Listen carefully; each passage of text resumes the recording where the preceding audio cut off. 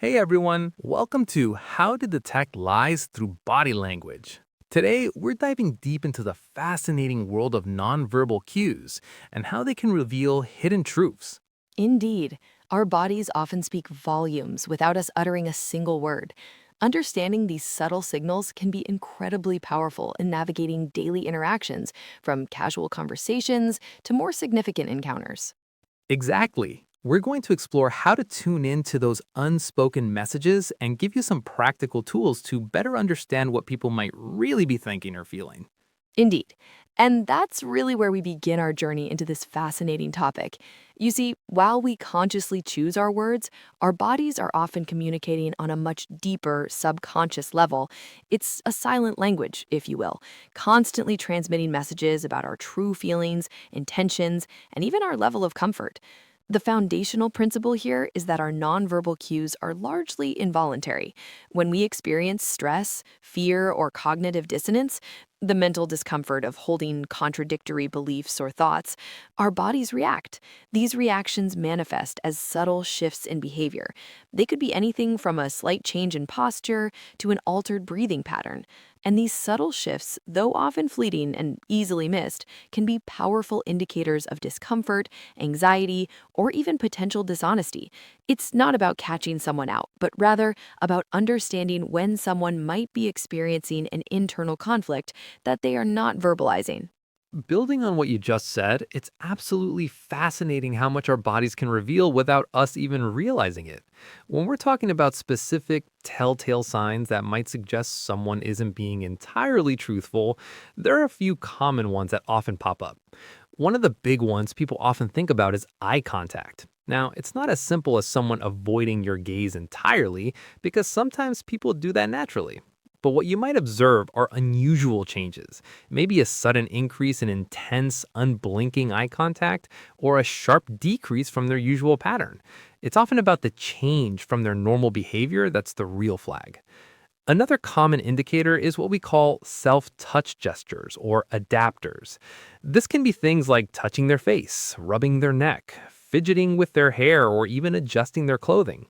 These aren't always signs of deception, of course, but if you notice an increase in these kinds of repetitive, often unconscious movements, it can sometimes be a sign of discomfort, anxiety, or an attempt to self soothe due to stress. And then there are more subtle shifts, like changes in posture or physical proximity. Someone might suddenly lean away or perhaps become unusually rigid. They might subtly increase the distance between you, or even position an object like a bag or a coffee cup as a kind of barrier. Again, these aren't definitive proof of a lie, but they are certainly potential red flags that suggest something is off, making them worth noting and observing in combination with other cues. Indeed. And it's not just anecdotal evidence we're talking about. There's a significant body of scientific studies and psychological research that underpins these observations. Our bodies betray us, as it were, because lying is often a cognitively demanding task that elicits physiological responses. Think about it. A liar has to suppress the truth, create a believable alternative, and then remember that alternative, all while trying to appear normal. This creates what researchers call cognitive load. The brain is working harder, and that increased effort can manifest in subtle physical ways. Furthermore, the act of deception can trigger stress responses, an increase in heart rate, shallow breathing, and heightened muscle tension, even if the individual isn't consciously aware of it. These are measurable physiological changes. And then there are micro expressions.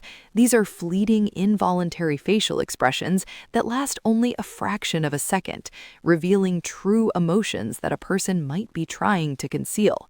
Psychologists like Paul Ekman have done extensive research on these universal expressions, demonstrating how our faces can momentarily give away fear, anger, or disgust, even when we're trying to project composure.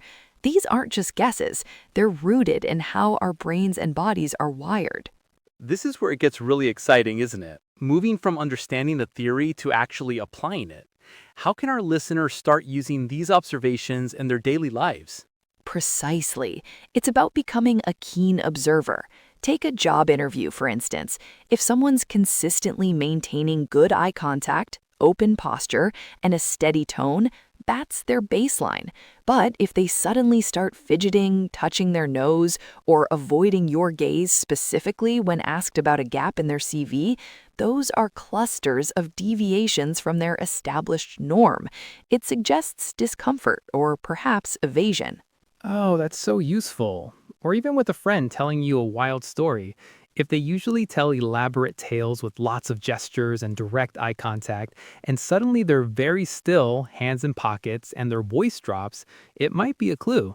Absolutely. The key is to first understand how someone typically behaves when they're relaxed and truthful. That's their baseline. Then, any significant departure from that norm, especially a cluster of several unusual cues appearing together, can be a potential indicator. It's rarely just one single sign.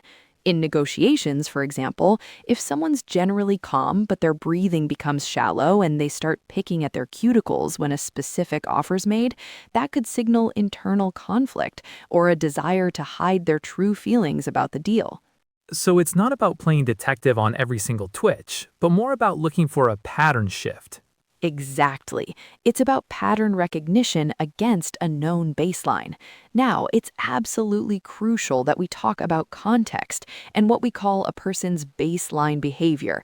You simply cannot draw conclusions based on an isolated gesture or a single fleeting expression. That would be a grave mistake. Think about it. Someone might touch their nose because it's itchy, not because they're lying. Or they might avoid eye contact because they're shy, or from a culture where direct eye contact can be seen as disrespectful rather than being deceptive. Understanding a person's baseline, their normal way of behaving when they're relaxed and truthful, is paramount. You need to observe them when they're not under pressure to establish what's typical for them. Then, and only then, can you start to notice significant deviations from that norm. Body language isn't a foolproof lie detector. It's a powerful tool for deeper understanding and further inquiry. It gives you clues, not convictions.